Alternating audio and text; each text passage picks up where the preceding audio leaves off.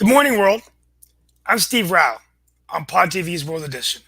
And on World Edition, we bring you great news from around the world, talk about sustainable innovation, and what we can continue to do to navigate through this pandemic. As the Omicron variant continues to grow and spread, and we have our first case in North Carolina.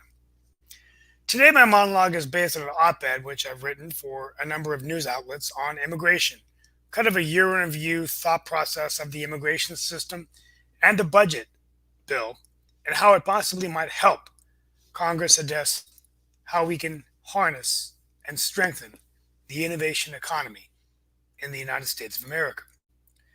Everyone knows, and we've talked about this show, that the U.S. immigration system is broken, tremendously broken. And many North Carolina high-tech businesses are feeling the brunt of this broken system in our innovation economy. You know, in North Carolina, our tech industry supports over 895,000 jobs and 62 billion in wages. But these benefits depend on an employer's ability to hire and retain the talent that they need. And it simply is hard to get that talent today. I am calling today on our congressional representatives to pass legislation that would finally streamline an archaic H-1B skill visa system and make it easier for hardworking, highly educated immigrants to earn their green cards and eventual citizenship. Now, you might say, Steve, why is this important? Let me tell you why. More than half of North Carolina's companies, just in our own state, operate in science, technology, engineering, and math. Now, in this fields reporting difficult hiring in 2020, they found it very hard to hire people in 2020. And 2/3 of the employers say the skills they need simply just aren't there today. Skills required for the new jobs of the new economy. Many of these are in robotics, artificial intelligence, cybersecurity, analytics, and we need those skills. We have amazing universities in North Carolina and around the United States that attract plenty of international talent. But the problem is, and many of them are in these STEM fields, but the problem is it's very difficult for the U.S. employers to hire them once they graduate. Now, there are a few reasons why. First of all, it's a very bureaucratic and frustrating process that costs a lot of money and time. The number of H-1B visas is kept very low, and there's a cap, which hasn't changed since the iPhone was created, and is issued to employers through a lottery system. So worker supply in this situation doesn't necessarily come anywhere close to meeting demand. And this is the problem that we're facing. And worse, we've turned the process of highly skilled workers into basically a crapshoot lottery. It's very frustrating, and many employers are unable to hire the skilled workers they need. The second major area is if an employee does not manage to get a visa, they often face challenges as they seek to gain more permanent status. First, they have to get a green card, but there's a cap on the green cards. And this really affects many countries like India. India has many, many skilled people that are right here in America, some of them waiting 10, 12, 15 years to become citizens, but they just can't get it done because of the process in place. In fact, in India, if you apply for a green card today and you went through this system, it would take you 150 years to get a visa. You will forever be stuck on a temporary visa. It's hard to tell you and overstate how damaging this is as I close out this monologue and summarize my op-ed. In Raleigh and Durham, according to the New American Economy, an organization which I serve on as a board member, it's a bipartisan coalition of mayors and business leaders focused on immigration reform, 26% of the foreign-born population holds a graduate degree. Statewide, foreign workers account for 25% of our electronics workforce and 35% of our software developers. Almost 1 in 5 of our STEM employees hail from overseas. But they lack security here, they're not able to become citizens, and at the same time, we know they're vital to our businesses and state economy, but yet they're only on temporary visas. We will continue to lose these workers and fail to attract more global talent unless we streamline and make the system easier. As I said before on the show, we're making it easier for countries like Canada and Australia, We have two panelists from those countries where they know that they're welcomed with open arms. A solution is at hand, folks. Congress can act. The Biden spending plan already includes an important measure to recapture up to 400,000 green cards that have gone unused in our immigration system and redeploy them to help reduce the backlog for skilled workers from populous countries. This is a good first step, but lawmakers need to go further and include measures to lift the H-1B quota. Our state's vibrant tech industry, the vibrant tech industry in the United States of America, is an economic powerhouse, but it can only stay strong and keep creating jobs for everyone if we allow businesses to hire the talent they need to grow. And we don't want the next Google or SAS, no pun intended, no offense to Shaquille Latimer and Sasha Starr, to be in Canada or Australia. For selfish reasons, I would like them to be right here in North Carolina. With us today, we have Mark Lee. How you doing there? We've also got Sasha Starr, and I believe Nick will be joining us as well. And of course, Sasha Starr is that master of chess as well as very much involved in the investment space. And I do understand that he had a big tournament that went on, and I'm sure he'll share some of the news about that and what happened on his show as well. Then Nick's been talking to me about things that are going on LinkedIn and how a simple question that I asked has been making a lot of noise and all of that. So we'll see if he comes in and he makes any comments about that as well. But you were talking about immigration, and one of the things that we've talked about on this show before is programs that help the immigrants. And definitely, there are issues that are tied together, including some issues that we have talked about here on this show, such as gun violence. And that was actually a conversation that our new police chief, I believe, has connections to your city as well, has definitely been talking about, because she applauded the department's U visa program that's reserved for undocumented immigrants who are victims of certain types of crimes and cooperate with law enforcement, thus enabling them to work in the U.S. and have a path to a green card. She says that that's critically important to continue the program, and she does acknowledge that there have been a lot of incidences of crime and gun violence here in this area, meaning the Durham area of North Carolina. But, it's been some areas that has not had the kind of increases that they thought it would have had, and she sees that as a victory, though she does say that there's a lot of work to be done, because she was talking about that the priority one crimes of homicide, sexual assault, robbery, and aggravated assault had decreased by 11% during the first 9 months of this year compared to the same period last year. But there was just a gun shooting as recently as this weekend, I believe, and things along those lines. I had seen that in our local news coverage. So it is very much an important issue and all of that. So that being said, I'll get off the And conversation. yeah, and I just wanted to today. I sort of change it up because I wrote this. I do write op-eds, and this was based on an op-ed that I just wrote for some news publications here. We do want to pray for the 50 individuals who have died in Kentucky. That was breaking news. Terrible tornadoes, and we're going to talk about other issues going on in the world. But I wanted to focus today on, first of all, look at the perspective of Sasha Starr. So, Sasha, Canada is often mentioned as a country that is got a little less of a stringent process, to have immigrants come in. And it doesn't seem there's as much talk about illegal immigrants. So, what is your take on what I just submitted to my op-ed? Probably nothing surprising, but why is Canada, in your opinion, becoming such a place where people want to go? Because I know that many people are getting frustrated in the U.S. and a lot of them want to move to Toronto or Vancouver. Or, do you have any insight on that? Well, guess what? If it wouldn't be for climate, Canada would be the most desirable place in the world to, to immigrate, really, really, because the advantages are too numerous to to mention, or even start with. And the immigration system, um, it's complicated because even provinces have different immigration programs. For example, Quebec has very attractive options. So people from like francophones, for whom French is first language, it's very desirable place to move. A lot of people from France actually are moving to Quebec because a lot of space, uh, very nice hospitable people.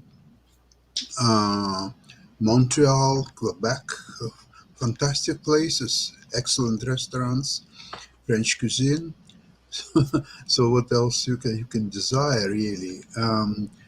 And Very interesting twist was a few years ago, where there were many immigrants from Syria moved to Toronto area. And there was questions apparently of wisdom of that, because among these people could be terrorists or some other undesirables or so on.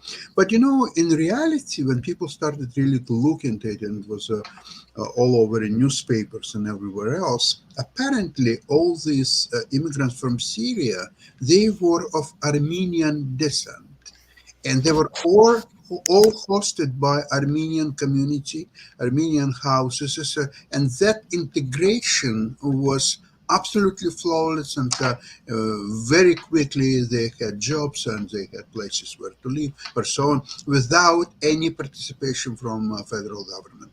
It was all done by families. So this is another very interesting example of a planned and well conceived and executed immigration to Canada. Fantastic. I mean, that's really exciting, and I think that Yeah. it's just a challenge to America. And Mark, what do you think? Devil's advocate, the people on the, and we could talk a few more minutes about this, but I threw some very interesting data out there. The fact that 26% of our workforce is foreign born, 35% software engineers, the tech sector, 895,000 jobs, 62 billion in wages. The devil's advocate though is, hey, immigrants are stealing our jobs.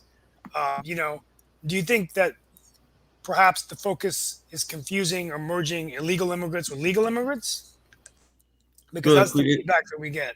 Well, I mean, one of the feedbacks that I get, and I've mentioned it on both this show and other shows, is that because so many of the immigrants are coming into a certain sector and everything along those lines, it then kind of creates a us against them kind of mentality and things along those lines. So I have had some people that are particularly African American women, but I wouldn't say just exclusively African American women, that have been frustrated in their jobs because they don't necessarily understand the culture of the people that are in charge. If they are of Asian descent, and that might be Indian, or it might be one of the other immigrant groups as well, and then they get frustrated in that sense. And then I've also heard the flip side of that, which is some people that have some warped views of what America is based on their media portrayal of America, if they're coming from other places. Like I've had some friends that have gone to African countries, and they have had this idea that every African American is running around with cash just flowing out of their pockets like it's going out of style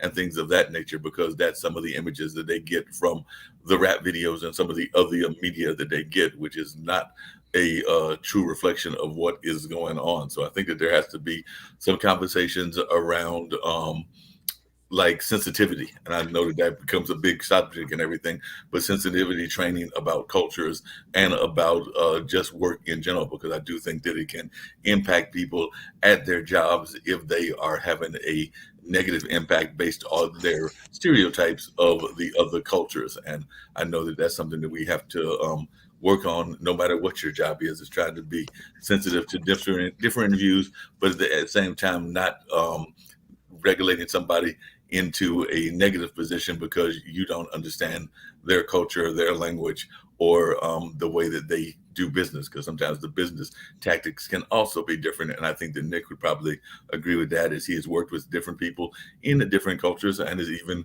come from a foundation of a religion that has had some kind of those viewpoints as well. But they have changed those viewpoints during the course of time and everything along those lines. But I'd love to hear his thoughts and Sasha's, now that I've rambled on a little bit and they've bounced off screen for a second. But hopefully they'll come back and share their views on that and everything along those lines. I see that Nick's back and everything. But what is your thoughts about that? You're on mute, Nick. That sometimes we as a people, it doesn't matter whether you're African American or Latin American or whatever, or even European American, that you get stuck on your views of a culture and you don't have this kind of worldview that probably most corporations want you to have, which is maybe you don't have to um, totally identify with it, but you at least need to understand the different cultures that people are coming from, including possibly your bosses. Well, that's the reason for IBM TV, Mark. I mean, the thing is, we broadcast around the world. We have people around the world that come in and out of our show. I've been playing on the back stream because we're broadcasting through Facebook. Well, the button wasn't pushed. Well, then that means you have to do this workaround to get onto Al Jazeera and BBC. So I did a workaround so that we would broadcast to Al Jazeera. Well, let's go look at Al Jazeera, which I'm probably pronouncing wrong. Are we on Al Jazeera right now or no? Yeah, we're on Al Jazeera right now. Yeah, a matter of fact, Chess Stars Sasha, I got him on Al Jazeera, and he had like 113 views just on that station. Ken Reagan goes, I don't see it. I said, wait a minute, dude. Okay, it's on here. Is it going on the Al Jazeera network on TV? Okay, well, let me tell you how it's done. Al Jazeera and the BBC both have Facebook groups. Okay, just like all Facebook groups, we submit our content. As Mark knows, it can be accepted or rejected because of the type of content. Our content got accepted by Al Jazeera, so it is running on Al Jazeera's Facebook groups. Now, they only have 41,000 people right now on their Facebook group, and we run on the BBC. It has about 226,000 people on the BBC. But the thing that shocked me, because I also tried to send it to BBC Sydney, or no, it was Sydney 7 and Brisbane 7. They rejected it because it's Sydney 7 News and they want Sydney 7 News, and you guys talk about world stuff. Or if it's you, Steve, you talk about Morrisville and no one knows where even it is. But they did take the chess show, and they do take the world. Sydney and Brisbane won't take this, okay, because it's world content. Al Jazeera will take it because it is world content. So it's just different places. But now the reason we're talking about Al Jazeera, I should put it on here, is that what you just described, the culture. Okay, this is a whole different culture when we're in Al Jazeera, because it's headquartered out of Qatar, and it is basically a worldwide network, and we bring in these people from the Arab continents, which are totally different, or Saudi Arabia, Iraq, Iran, all these places. I don't know if we're broadcasting to Iran, because I don't know Al Jazeera goes into it, goes out of it. Iran's been a real difficult place for us. Very interesting, though, what you did yesterday, Mark. Yes. You put on you should go check LinkedIn. How many views have you had so far on your poll?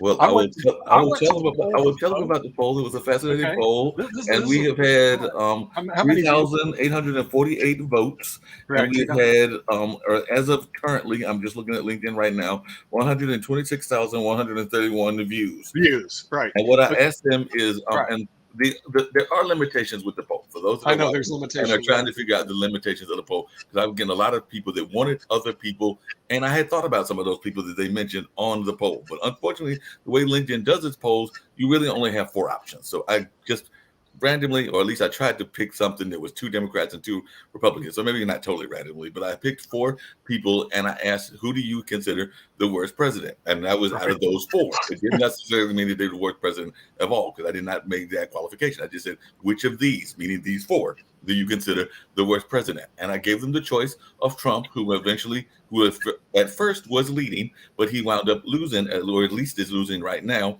And the other options were Carter and Nixon, and I also gave them a historical figure, which was James Buchanan, who finished dead last, because nobody knows who the heck James Buchanan is and things of that nature. Right, who was probably the worst president, but that's another story. That's a whole other story. But as of today, 45% were saying Carter was the worst president. Trump was a close second at 36%. Nixon was third at 12%, and Buchanan was dead last at 8%. That being said, I got a lot of people. If I was to, do some like random studies and everything, I would say that out of those close to 4,000, there's probably a good 1,000 to 2,000 that wanted Biden on the list. So Biden would probably be up there with Carter and Trump. He might even pass both of them in the sense of who they consider the worst president, because I got a lot of Biden. I did get a few people that wanted some other historical figures like Woodrow Wilson, but I never really thought about how bad he was from a racist standpoint, and to Sasha's interest, the standpoint of being the somewhat founder of some programs that we see as being restrictive in the sense of financing, because apparently he was the person behind the IRS and the Federal Reserve and things along that line. At least that's what people have written back to me and everything. So they felt that he should have been on there. They felt that Andrew Johnson should have been there. They definitely felt Obama and Biden should have been there. And I also had a few that were going to be supporters or wanted W on there. So one of the Bushes on there as well. But there might have been some others, like I can't remember if Reagan was on that list or not. But there were definitely some interesting folks that were thrown out there and some interesting reasons that I had not even thought about, like the fact of Woodrow Wilson being involved in a lot of our financial aspects of what is going on in the world now. In addition to that, Woodrow Wilson was one who dragged U.S. in the First World War, and if it wouldn't be for him, U.S. would stay away from that war, and the Europe they would have to make a peace because both sides were so exhausted and so devastated that there was no one could continue to fight the war anymore. So when Wilson went with U.S. forces to drag them into the First World War, there was absolutely no need to do that and no benefits to do that.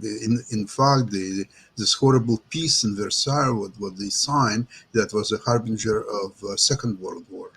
You know what Wilson ran on in the United States? His slogan, he kept us out of war.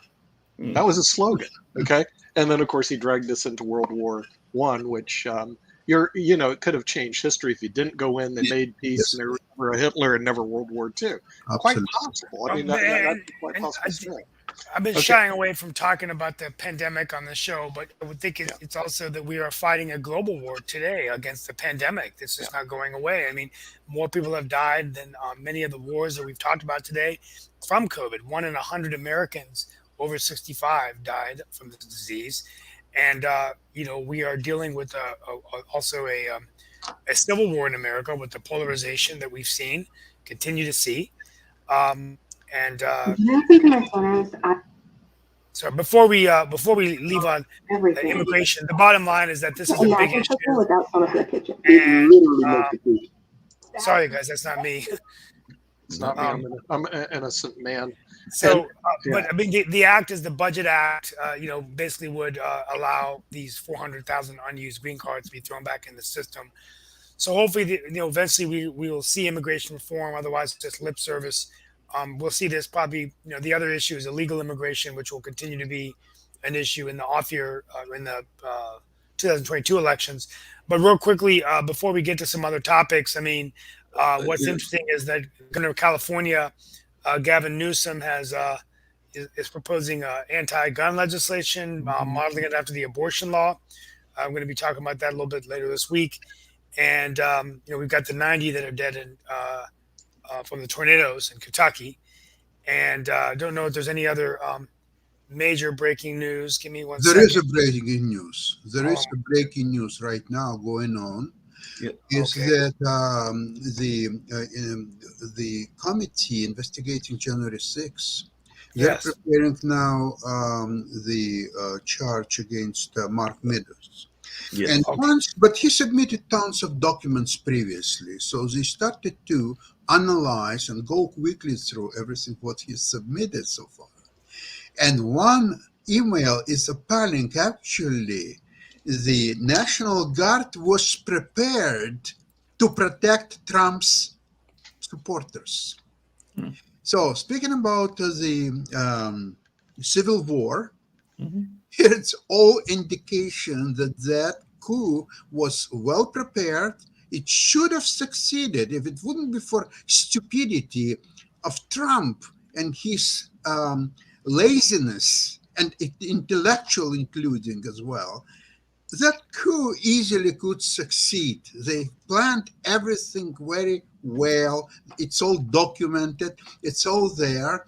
And we'll see how it goes. See, they don't want to really push all those things before Christmas and New Year's, but you'll see in January it will all start unravel. Yeah, I mean, it's just not going away, is it? No, it's not going away. And it actually ties into two things that y'all just mentioned, including the fact that we're definitely a world program and a world environment and everything. One is that coming back to the poll, a lot of the people that were for Biden, that's one of the issues that they pointed to was the border. They kept pointing to the border and what Biden is or isn't doing with the border, including trying to build this mythical wall that I don't know how it would Well, even. how many comments did you have on your poll, Mark? I went away from that, but it was quite a few. It was close to 600 the last time I checked. It was Right, quite yeah. a few comments. And there were several thousand voters. Well, see, here was my thought that we need to do a special on President's Day, Yes. the worst presidents ever, and then do another special, the best presidents ever, on February 21st, Yep. because obviously there's a big demand for that type of programming. So we'll set up a IBM TV special on the worst president ever and the best president ever, because you're talking, you know, you're talking about 100,000 views in 2 days, and I've been playing around this a long time. That's really hard to do unless you really hit a vein. And this is just LinkedIn alone. We didn't even go to any other distribution sources. No, On another note, in about 5 minutes, Sebastian may show up. Sasha may not from Play Magnus. It's Yeah. just Okay. he said. Of course, he didn't show up Friday because it was the last game. Okay, I Right. can understand that, but he may or may not show up. You know, But you don't know. 751 comments to answer your question, Nick, is what I'm up to 751. right Well, now. the thing is, so you've been going through the comments then. And I have been going through them. I've even responded back to some of them, not all of them, because Right. that would be way too much time on my part. But what I was going to come to in terms of world Well, politics is that yeah. the virus, and it comes back to something that Steve was talking about, apparently some of the German politicians are expressing alarm over protests that took place in Germany after protests turned violent over this weekend. And that was because of the coronavirus restrictions. So apparently in several cities across that country, there were both authorized and unauthorized protests that ended in violent altercations with the police. And they say that the number of protesters remained relatively small and that there had been very few police officers Is this Germany? in Germany. And Okay. the Interior Minister, Nancy Faeser, said on Twitter, she took to Twitter to say what she had to say about it, says the propensity to violence is increasing and denouncing threats and intimidation as unacceptable. She warned that COVID deniers were increasingly radicalizing. So she's feeling that even there in Germany, they are radicalizing their forces, and therefore there might be more violence in that part of the globe. Really? Okay. So right now there's protests in Germany. Are they in all the cities of Germany or just Berlin? It looks like they're spread throughout the cities. It's not Right. just Berlin. It looks like it's spread throughout the area. And there have been several, and apparently there's some protests or things going on even in the French government, but that's less about protests. They said that they've got 400 investigations launched into fake health passes, because apparently that's another big industry that's going on with the virus, is people that are creating fake passes to get by. Vaccine cards. Right. Basically. I mean, when I was in Europe a couple months ago, we had to show our vaccine card, and I put the vaccine card on this thing, and they took it. In other words, I said, "Here's vaccine card," because in Italy they had a green pass. You need a green pass to get in, and there's no way you, as a U.S. citizen, can get one. The rules were so we had our vaccine cards, but then my wife had her purse stolen. They took her passport and her vaccine card. But we had made copies of it on the cell phone, so they took it on the cell phone, which I thought was pretty good. But when I looked at it, you could easily duplicate it. In other words, there wasn't anything marked that it was easier to duplicate a vaccine card than it is a driver's license, for example.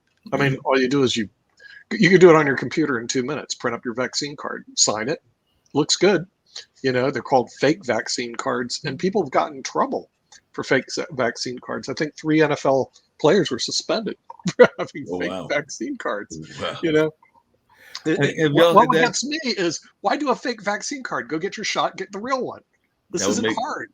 That would make more sense, but you got people that have different reasons. Sasha, have y'all had that issue in Canada where there have been reports about people faking their vaccine cards or people going to get fake vaccine cards? Is that an issue there in Canada? I, I'm not so sure. In Ontario, we have now 80% double vaccinated, and now the booster shots are going all the way. I mean, maybe that will not protect certain people from getting the virus and maybe even die, but the numbers speak for themselves. They even, and right now, sometimes when I'm driving, I'm listening to the radio, and in Ontario now they have a new reporting. They report how many new cases and how many vaccinated people Mm. are out of these new cases. And it's overwhelming minority. There's very few people, and well over 90% are unvaccinated. However, the one thing striking me, if 80% was the goal is 90%, but it will be very hard to achieve because those die hard 20% who are not vaccinated, they will rather die than get vaccinated. So, Canada is a nice place. By the way, here it is. We have our approval on Al Jazeera. Oh, Oh, you can't good. read it, son of a gun. it's hard to read. It's hard to Wow. read.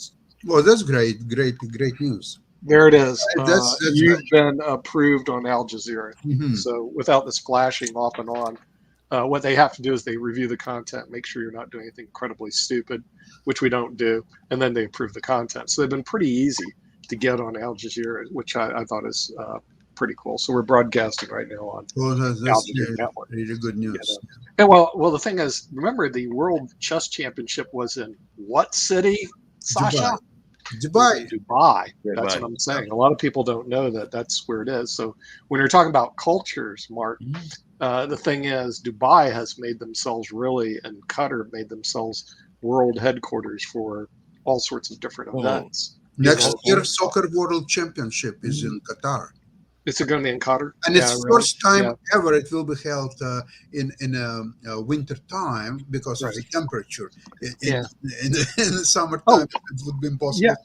Summertime. But you were talking about Canada be great except for the temperature. But with global warming, Sasha, I think things are changing. I'm looking at maybe I should move up to Canada because hey, it's going to be warm. You don't have those huge, super cold winters anymore, and you have these mild climates, and you don't have to deal with the tornadoes. So global warming could make Canada the choice of place for people to live as the United States goes under. Today in Toronto, it's a beautiful sunny day, +8. December, I don't remember that ever happened. Yeah, well, that's what I'm saying. I'm saying you're seeing a shift. People, global warming isn't real. Baloney. Look at Canada. Look at Canada. Look at warmer.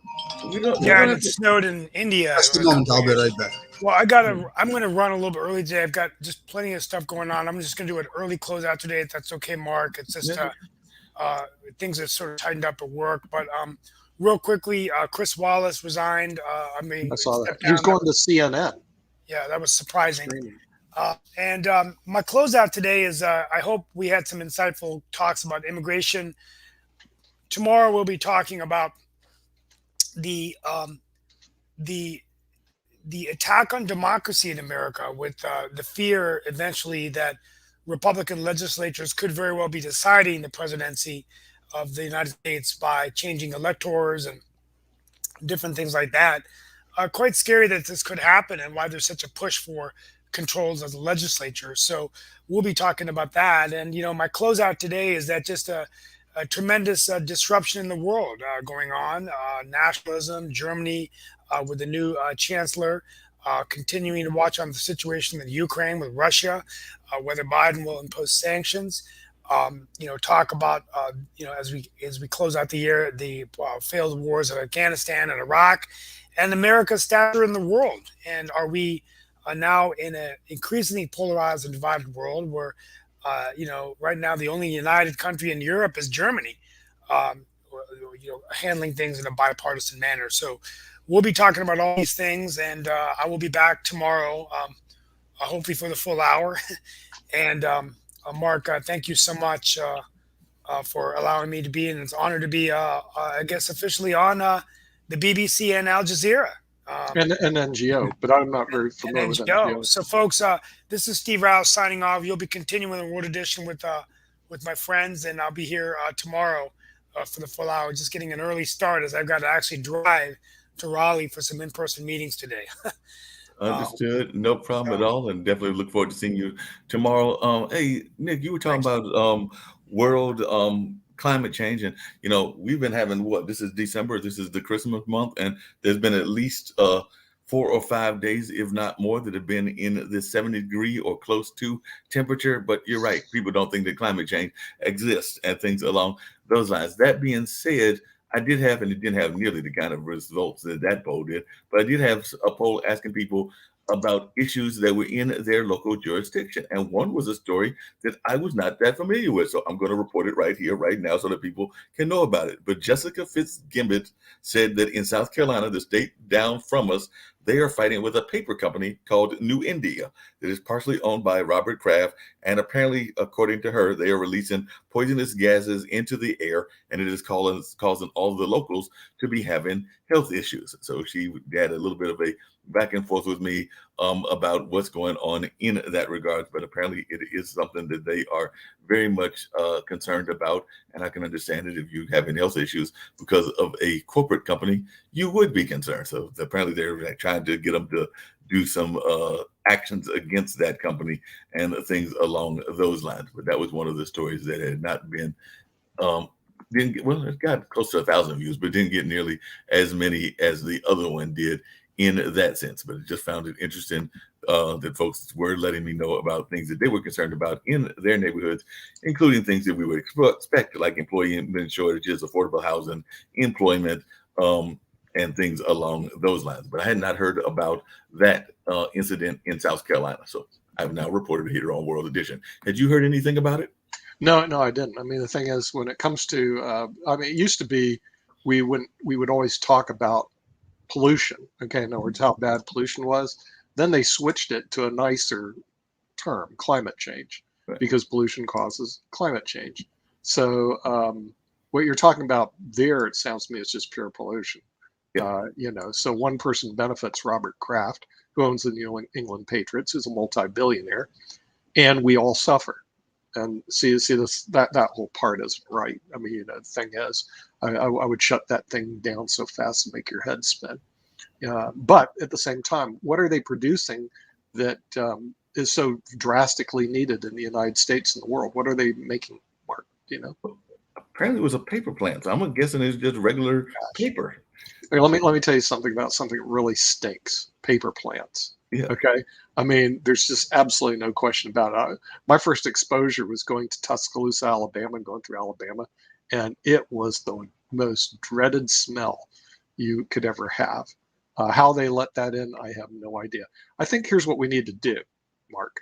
Let's take the paper plant and plant it right next to Robert Kraft's house. Oh, Okay. And that would interesting. be what we call poetic justice. I mean, why are we letting people like him get away with stuff like that? I don't get it. Put it in his house, and or make him live next door to it. And if he lives next door, I don't have any problem with it. But this is typical. This is capitalism run amok. I mean, give me a break.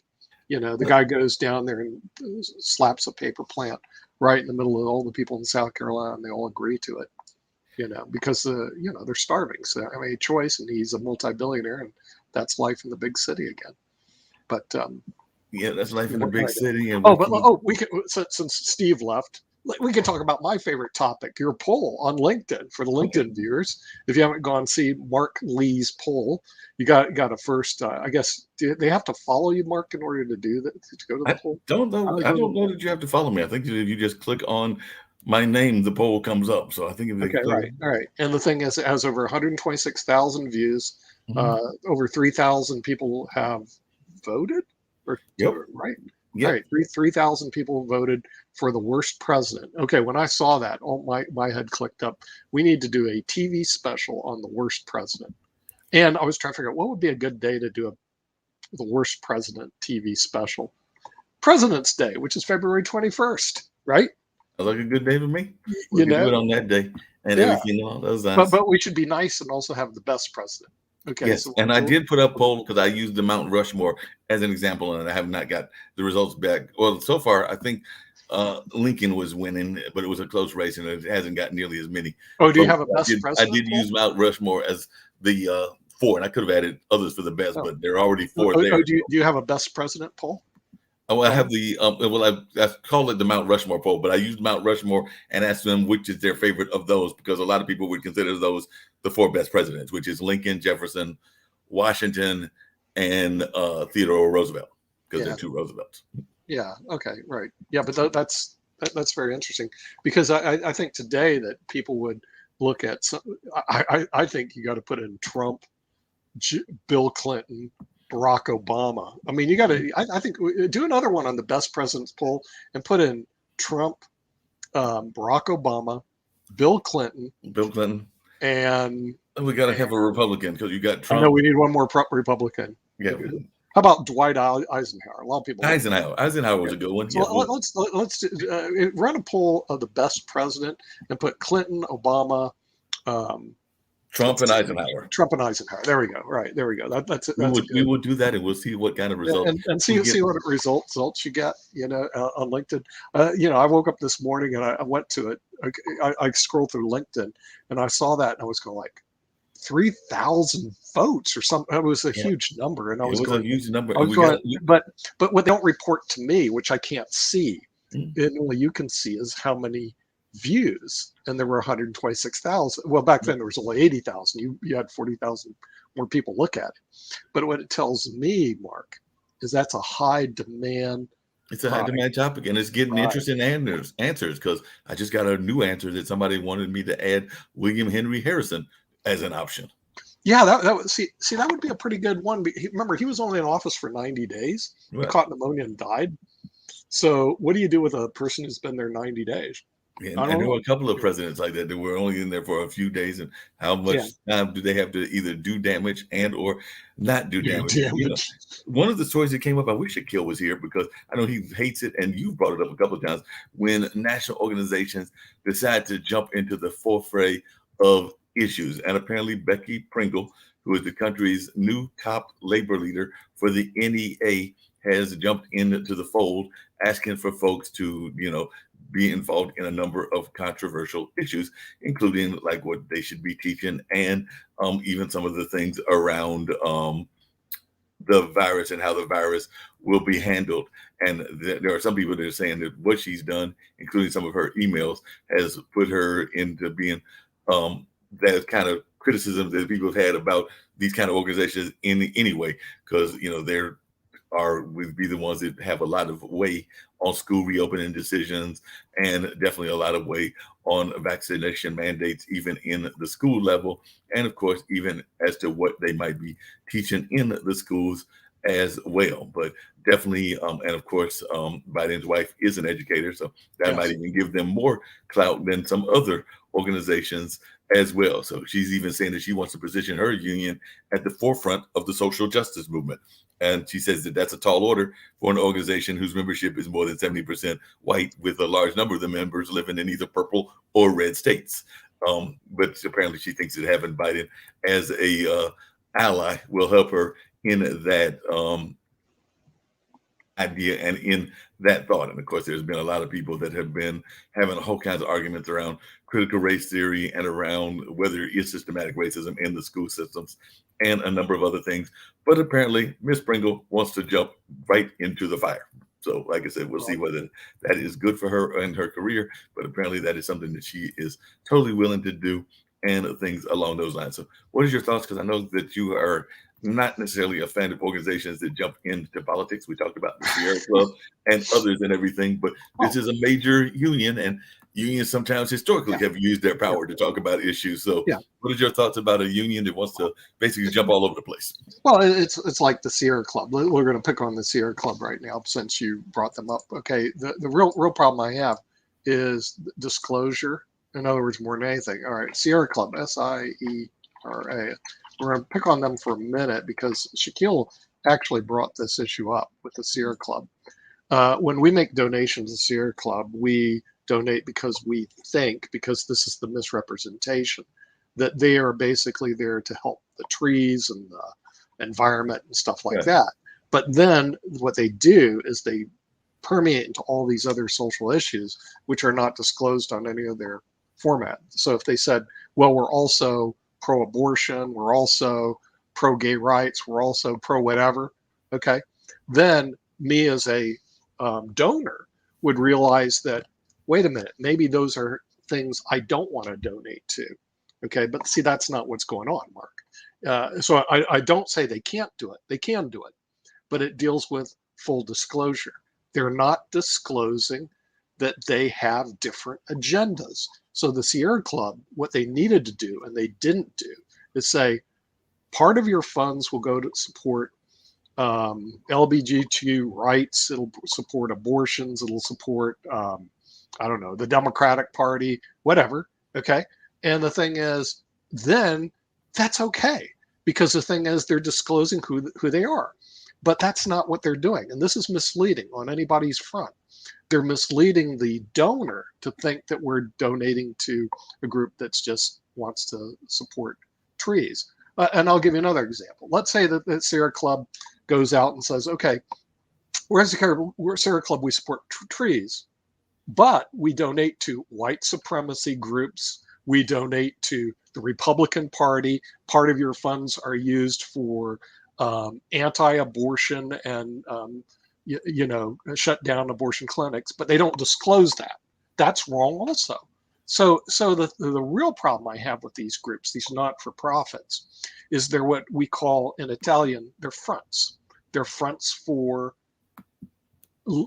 organizations that are receiving funds. And that's where the Sierra Club needs to basically have a come to Buddha, or some people call it a come to Jesus meeting, and come clean. That's all, And so the thing is, it's almost like this, because I tell my office all the time, there's things that you can do, but should you do it? In other words, can they do what they're doing? Obviously, they're doing it right now. Should they do it? No, because eventually somebody like our network's going to call them out into this thing called misrepresentation.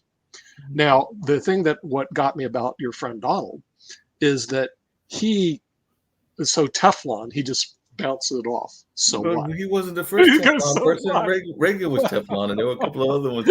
That's why they called him Teflon Reagan. And Yeah. back in the 80s when I was in school. So he wasn't the first Teflon one. And some people would argue, if you want to go to the other side of the politics, that Clinton had a little bit of Teflon on him as well. And there has definitely been some well, I'm just going to get myself in maybe a little bit of hot water, but what else is new? Well, just be nice There's to our definitely been friend some Donald here. there's That's all. definitely been some Teflon ministers back in the day and things of that nature and things along those lines, because definitely, whether it was some of the harsh prosperity ministers or some of those others that have a little bit of Teflon to them as well. Like, I was surprised that Oral Roberts stayed around as long as he did when he was over there basically telling people to send them money in order for him to avoid getting up to heaven and everything. And I'm going like, if this is a Teflon, I don't know what is.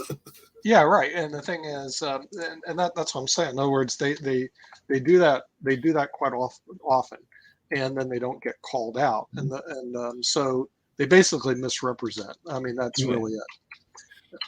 Yeah, and speaking of that, I was just curious because I was having this conversation. This is maybe away from the news, but it might be an interesting conversation, and maybe the people at Al Jazeera will find it interesting as well. How much of the things that we hear our leaders, and particularly our spiritual leaders, say, do you take as literal, and how much do you take as figurative? I started to put that as a poll, but I didn't know how to phrase it and everything, because a lot of times me and a friend of mine were having a conversation about Revelations is actually what the conversation was about, and we were trying to figure out if some of the things that are written aren't written at the historical period, and therefore they're not going to happen the way that they were written because they were written thousands of years ago and all of that. So there is that whole debate about whether things are literal or figurative. So I was just wondering Nick's thought as to how much of these things are literal and how many are figurative.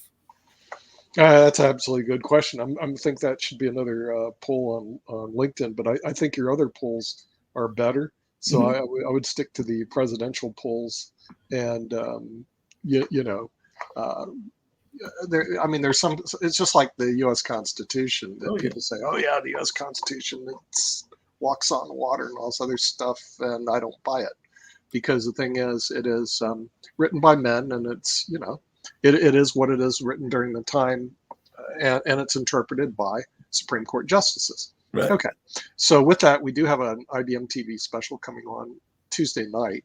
Tuesday night. It was supposed to be tonight. I was looking forward to No, it. it's Tuesday night. I think I sent everybody out. We had to You move it to did. Tuesday night because Adam and or Guidry can't make it, and those are kind of our two stars on this one. So the thing is, it deals with the issues revolving Roe versus Wade and abortion, which is obviously it's a big issue in the United States. In other words, abortion. I don't know how much it is around the world, but abortion is big. And the thing is, I believe what they're doing is the Supreme Court is looking at abortion around the world. In other words, what are the abortion rules around the world, which are quite interesting. The United States purportedly has some of the most easy abortion laws ever. But here's the real thing. I think, and I'm looking at a practical standpoint. I think it was around 26 weeks. If you were pregnant up to 26 weeks, you could have an abortion. Then Mississippi moved it down to 15 weeks, and Texas is moving it down to 6 weeks. Okay, you see the problem. Okay, so the thing is, the real question is, what is the Supreme Court going to do? And there's a lot of people that have skin in the game, as you would say. And so the thing is, we're doing a special on Tuesday night about the abortion rules and what happens if the rules change. In other words, again, if the Constitution was literal, there would be no change in the rule. If the Constitution addressed it, abortion, which it does not, there would be no change in the rule. But the Supreme Court is addressing the rules of abortion, which will become the law of the land, no matter what they say. So we're going to do a special on abortion on Tuesday night at 7:00 live here. So it'll be beaming in through LinkedIn, Facebook, Twitter, Twitch, and all. Since you're going to have that special, and it's probably something I'm going to bring up if I get a chance to make it based on what my own schedule of producing other shows are and everything. But if I get a chance to make it, and if it's at 7, I should be able to make it because I think Barbara's show is at 8. But that being said and everything, one of the arguments that people make that are pro-choice, and I sometimes fall in that category as well, is the massive amount of people worldwide that have been facing assault of one sort or another. And those statistics can be earth-shattering. I mean, there are numbers that I've heard in the U.S. is that as many as 1 in 5 women and 1 in 3 women globally. So I was just wondering, do you think that should play a part in the decision? Because if it's that high, I would think that would be automatically 20% that would have a good reason to even think about having an abortion if it's that high. Because I know you've said before that people should know that if they open their legs and if they have sex, that there's the danger of getting pregnant. But if you're having that many people that it was not their intention to have it, that raises some very serious issues.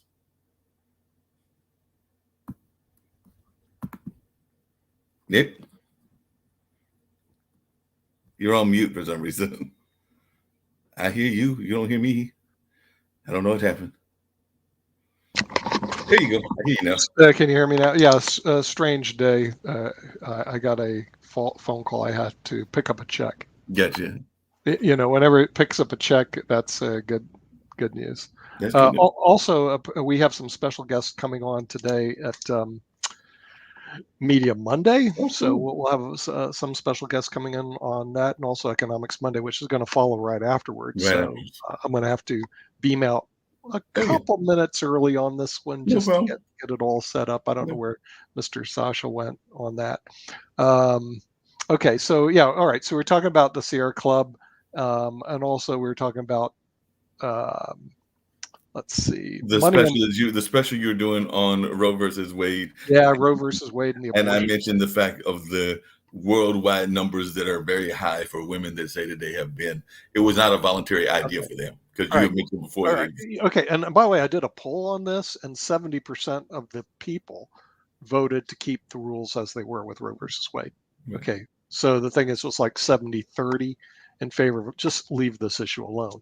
I believe the Supreme Court will not leave this issue alone, and they're going to uphold the Mississippi law.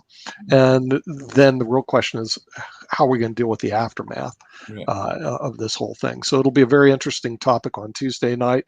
And you know what? We're going to have to set up this presidential poll for President's Day as our President's Day special. The best presidents ever, the worst presidents ever, the GOAT, the greatest of all time. Because I was so excited to see that, Mark, when you like hit a vein, baby. Yeah, hit a vein there. So we're going to put Trump, Clinton. No, I'm sorry, Trump, Obama, Trump, Obama, Clinton, and LBJ, and there was a fourth one. No, why not going to be LJ? I thought it was going to do Dwight Eisenhower. I'm sorry, you're right. Trump, Dwight Eisenhower and Trump will represent the Republican Party, the Democrat Obama Party, and Clinton would represent Obama and Clinton. And you know, the real problem of picking Clinton is he was impeached. Should we do? And Obama and Clinton are, you know, roughly. Well, Trump technically was impeached too. Should Kennedy wasn't? Why don't we do Kennedy and Obama? Kennedy and Obama. All right. Let's do Kennedy and Obama. Trump was impeached, but Trump is very popular, even though he's impeached, and he's a big name. So we'll do Trump and Eisenhower and Kennedy and Obama. Kennedy and Obama. That'll work. And so the thing is, then what we'll do is we'll see who's the greatest of all time. And hopefully your LinkedIn poll won't get shut down, because you didn't get shut down before, though, from what I understand. No, so far it's still going. It's supposed to be 7 days, and we're only in day 2. So who knows what happens. I know. Yeah. And you have 126,000. Uh-huh. Do you know that's a rocket? I mean, seriously, dude, you have no idea. When you hit that, I was going, television show, got to do it. Because if our thing ever clicked up to 126,000, ding, ding, ding, ding, ding. It would be a wonderful thing. And I did ask people to subscribe. I don't know that we've gotten any new subscriptions, but I did make that an option as well. But I was checking the thing on the subscriptions. It's pretty difficult because YouTube somehow took off the subscription. In other words, I don't see how you subscribe. In other words, you ask people to subscribe, but there's no way. They don't make it. Well, there's two things. On one of the channels you can subscribe, but on the independent one, or the what is it? We call it the official one. It still has subscriptions. So I did see that. The first one that I put the link on, there is the subscription button, but there's no number. But the other one, there's a subscription button, and there's also a number. So I don't know what's going on.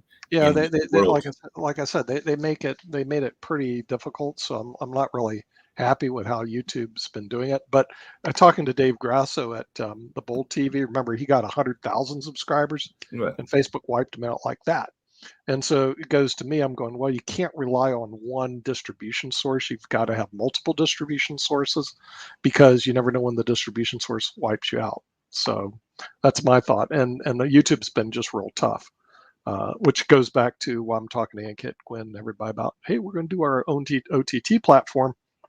Not because I want to, but it's really a defensive mechanism, because if we don't do it, you know, they pull stunts like that. And it's funny, and you got to move.